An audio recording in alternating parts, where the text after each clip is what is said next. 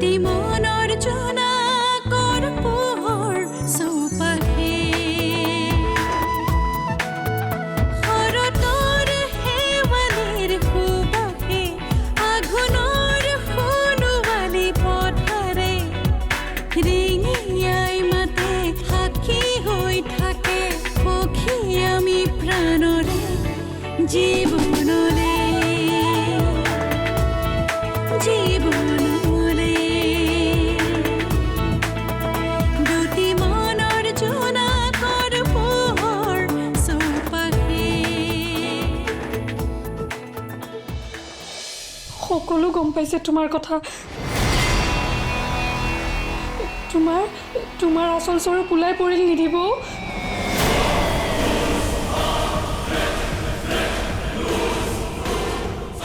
নিজেতো মৰিলাই লগতে তুমি মোকো মাৰিলা আজি তুমি মোক ফোন কৰোঁতে আৰিন্দা আৰু কষ্টুৰী বৈ তোমাৰ চব কথা শুনিলে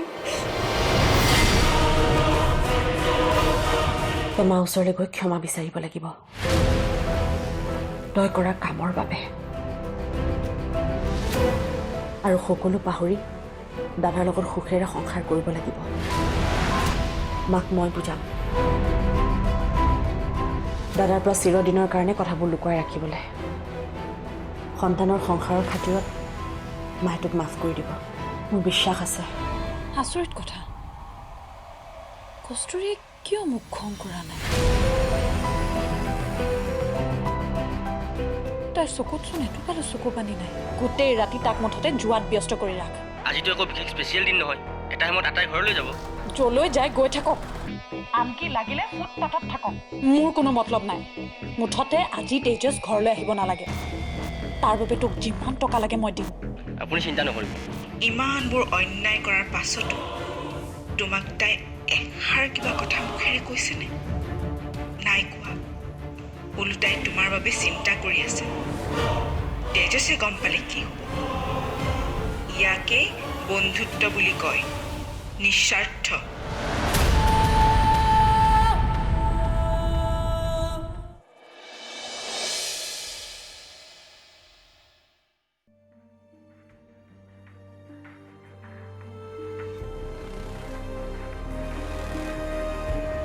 কষ্টুৰী নিধিৰ ৰুমলৈ গৈছিলা অঁ মা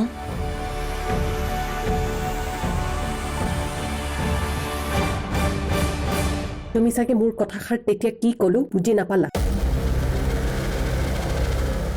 মই কৈছিলোঁ এতিয়া সময় ঘৰখনৰ সমস্যাবোৰ বাহিৰত দলিয়াই দিয়াৰ ঘৰত পুহি ৰখাৰ নহয়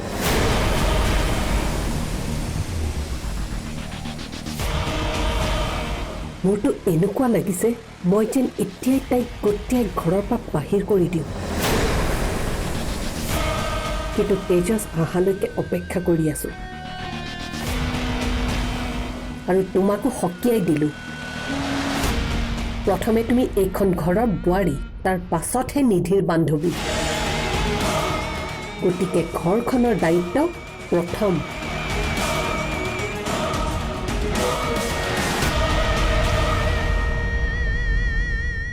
অঁ আৰ্যন এতিয়ালৈকে ঘৰ আহি পোৱা নাই মা আৰ্যন বাৰ্থডে পাৰ্টি এটালৈ গৈছিল তাৰ পৰা ঘৰলৈ আহিবলৈ লওঁতে গাড়ীখন বেয়া হ'ল সেইকাৰণে ৰাতিটো তাতে থাকিব বুলি কৈছে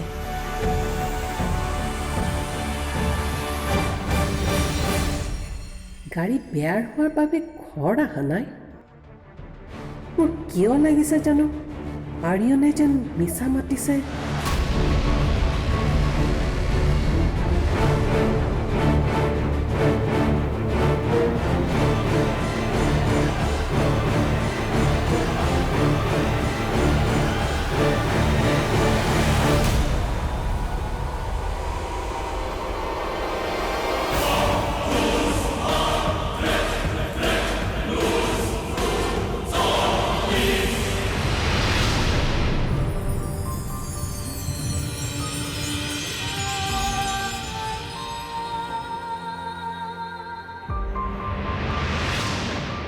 তই যদি এতিয়া মোক জমৰ ঘৰলৈও যাবলৈ কওঁ মই তালৈও যাম কাৰণ আমি আমাৰ বন্ধুত্ব কেতিয়াও শেষ হ'বলৈ নিদিওঁ সদায় এনেকৈ হাঁহি থাকিবি দেই হাঁহিব পাহৰিয়ে গৈছিলি তই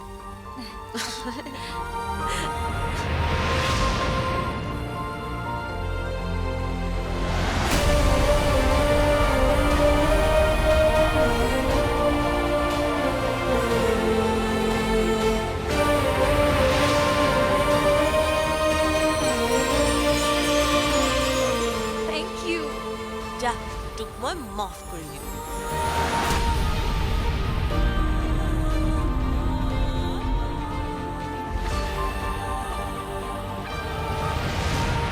আজিৰ পৰা তই এখন ঘৰলৈ আৰু কেতিয়াও নাহিবি ওলাই যা ইয়াৰ পৰা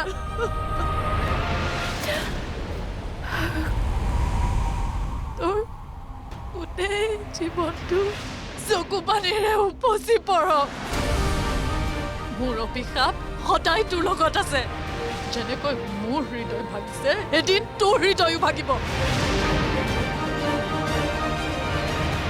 মই যি বিচাৰিছোঁ এতিয়া তাকেই হ'ব দুই ককাই ভাইৰ মাজত মুখামুখি সংঘৰ্ষ হ'ব আৰু এই সংঘৰ্ষত আটাইতকৈ বেছি আঘাত পাব কষ্টুৰি তোমাৰ মৰমৰ বৌৰ মুখৰ হাঁহি মই সদায়ৰ বাবে কাঢ়ি আনিম তোৰ লগত আৰু এটা উপায় আছে তই মাৰ ওচৰলৈ গৈ ক্ষমা বিচাৰিব লাগিব তই কৰা কামৰ বাবে আৰু সকলো পাহৰি দাদাৰ লগত সুখেৰে সংসাৰ কৰিব লাগিব মাক মই বুজাম দাদাৰ পৰা চিৰদিনৰ কাৰণে কথাবোৰ লুকুৱাই ৰাখিবলৈ সন্তানৰ সংসাৰৰ খাতিৰত মায়ে তোক মাফ কৰি দিব মোৰ বিশ্বাস আছে তুমি কষ্টুৰীৰ লগত ইমানবোৰ অন্যায় কৰাৰ পাছতো তোমাক তাই এষাৰ কিবা কথা মুখেৰে কৈছেনে নাই কোৱা ওলোটাই তোমাৰ বাবে চিন্তা কৰি আছে তেজসে গম পালে কি ইয়াকেই বন্ধুত্ব বুলি কয় নিস্বাৰ্থ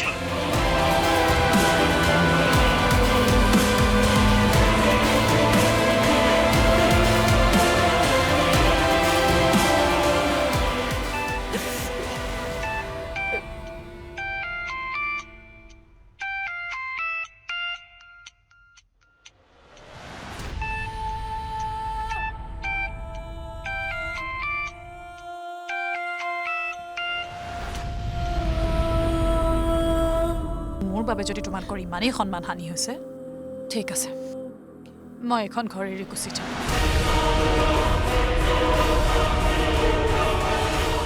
ওলাই যাম তোমালোকক ত্যাগ কৰি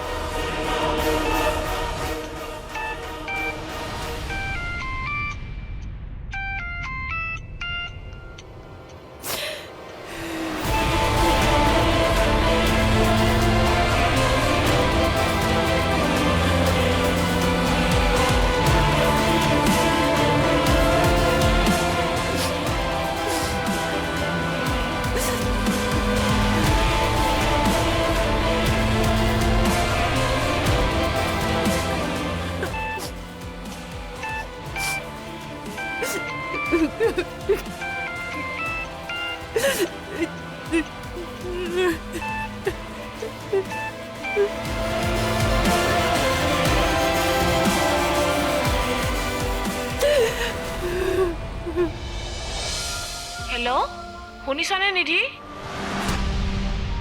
হেল্ল' শুনিছনে নিধি নিধি তই শুনি আছনে একো নামাত কিয় হেল্ল' নিধি হেল্ল' ফটো কি ফটো মই দেখোন গমেই পোৱা নাই মানে ফটোখন দেখি বৰ আচৰিত লাগিছে জানেনে আৰিয়ানো তেজসৰ নিচিনাই হ'ল নেকি হা কি কৈছা তুমি মই বুজা নাই দুটি মনৰ জোনাকৰ পোহৰ চৌপাশে দুটি মনৰ জোনাকৰ পোহৰ চৌপাশে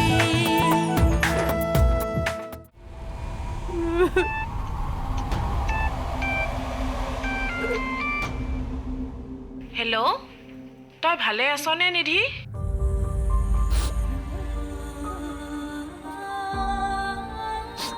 নিধি তই ভালে আছনে মা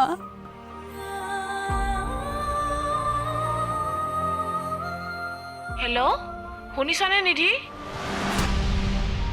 হেল্ল' শুনিছনে নিধি? নিধি তই শুনি আছনে? একো নামাত কিয়? হেল্ল' নিধি? হেল্ল' হেল্ল' হেল্ল' আজি মনত পৰিল তোমাৰ মোলে। আৰু তোৰ কি মাৰলে অকণো মনত নপৰে? মানিছোঁ আমি ঘৰত থকা দিনকেইটা কাজিয়া কৰিয়ে কটালোঁ, তথাপিতো তই মোক মা বুলি মাতিছিলি। ইমান খং নে তোৰ মাৰলে? বিয়া হৈ যে গুচি গলি, এবাৰো ঘৰলৈ নাহিলি।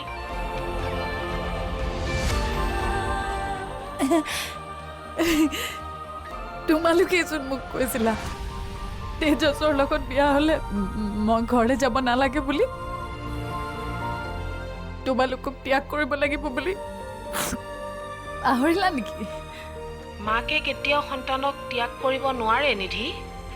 তই এই কথাষাৰ এতিয়া নুবুজিলেও যেতিয়া মাক হবি তেতিয়া বুজিবি। দে হ'ব দে, এতিয়া এইবিলাক ভালে আছতো?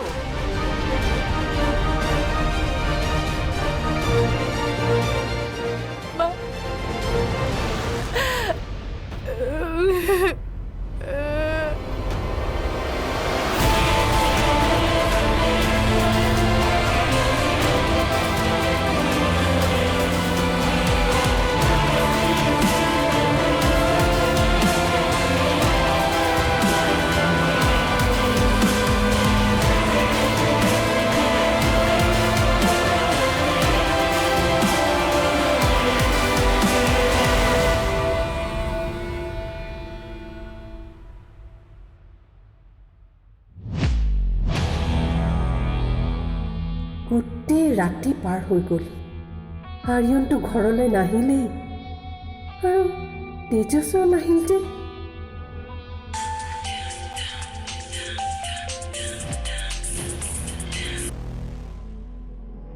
মীনা কোৱা। বাইদেউ, মই আপোনালৈ ফটো এখন পঠিয়াইছিলোঁ যে, আপুনি চোৱাই নাই দেখোন এতিয়ালৈকে। ফটো? কি ফটো? মই দেখোন গমেই পোৱা নাই। মানে ফটোখন দেখি বৰ আচৰিত লাগিছে জানেনে? আৰিয়ানো তেজছৰ নিচিনাই হ'ল নেকি? হা? কি কৈছা তুমি? মই বুজা নাই। মানে ফটোখন চালে বুজিব দিয়ক আপুনি। নিজৰ মানুহ বুলি জনালোঁ আৰু দিয়ক। মোক আমাৰ কাষৰে তিৰোতা এজনীহে ফটোখন দিলে। আপুনি এটা কাম কৰক নহ'লে, ফটোখন আপুনি এবাৰ চাই লওক, তেতিয়া আপুনি সকলোখিনি গম পাব। এতিয়া ৰাখিছোঁ দিয়ক। হ'ব, মই চাইছোঁ।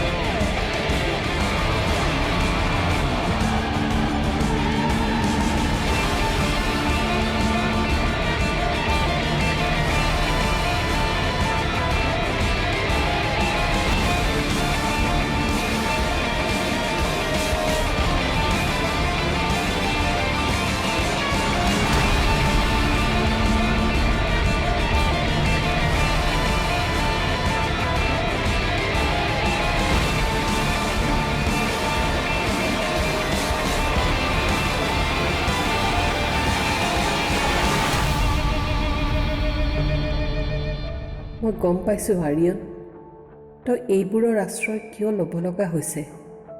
ককাইৰে দিয়া কষ্টবোৰ তই সঁচাকৈ সহিব পৰা নাই। কান্দিব নোৱাৰ যে, সেইকাৰণে মিছাৰ আশ্ৰয় ল'ব লগা হ'ল। কিন্তু তয়েতো মোক বুজাইছিলি আচল অপৰাধীন তেজছ নহয়, নিধিহে। শেষ কৰি দিলে মোৰ ঘৰখন, শেষ কৰি দিলে তোৰ মোৰ সম্পৰ্ক।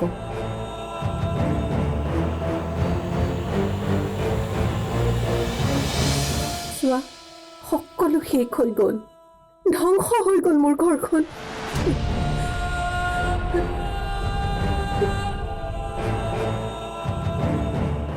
ইয়াৰ বিনিময় তুমি ভুগিব লাগিব। মানিছো মই আনক কন্দুৱাইছো, কিন্তু যদি তাৰ বিচাৰৰ সন্মুখীন মই হ'ব লগা হয় তেনেহ'লে মোৰ প্ৰতিটোপাল চকুপানীৰ বিচাৰো মোক লাগিব। প্ৰথমতে মই কান্দিছো, তাৰপিছতহে মই আনক কন্দুৱাইছো। দুটি মনৰ জোনাকৰ পোহৰ চৌপাশে, দুটি মনৰ জোনাকৰ পোহৰ চৌপাশে।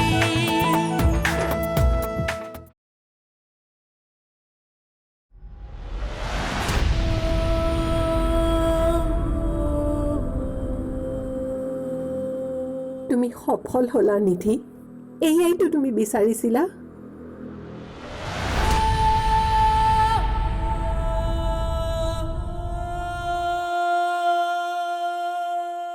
চোৱা, সকলো শেষ হৈ গ'ল, ধ্বংস হৈ গ'ল মোৰ ঘৰখন।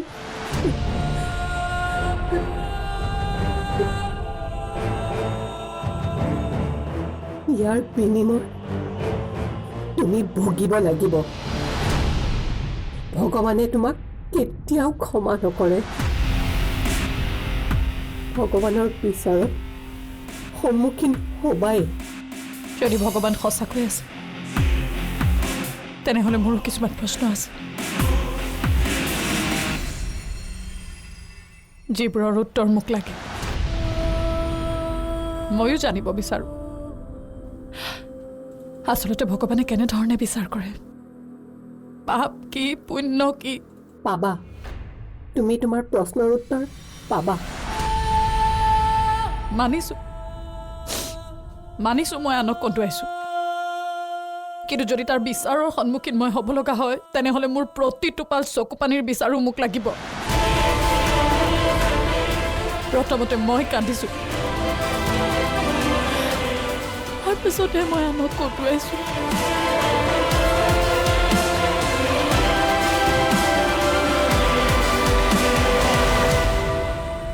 যাওক আপুনি ইয়াৰ পৰা। আচলতে গোটেইবিলাকৰ আৰম্ভণি আপুনিয়ে কৰিছে।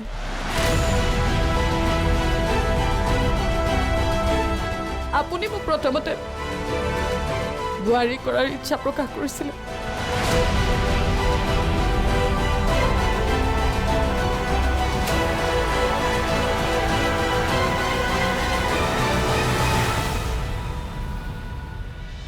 দুটি মনৰ জোনাক, দুটি মনৰ জোনাক, দুটি মনৰ জোনাকৰ পোহৰ চৌপাশে। শৰতৰ শেৱালিৰ সুবাসে, আঘোণৰ সোণোৱালী পথাৰে ৰিঙিয়াই মাতে, সাক্ষী হৈ থাকে সখী আমি প্ৰাণৰে জীৱ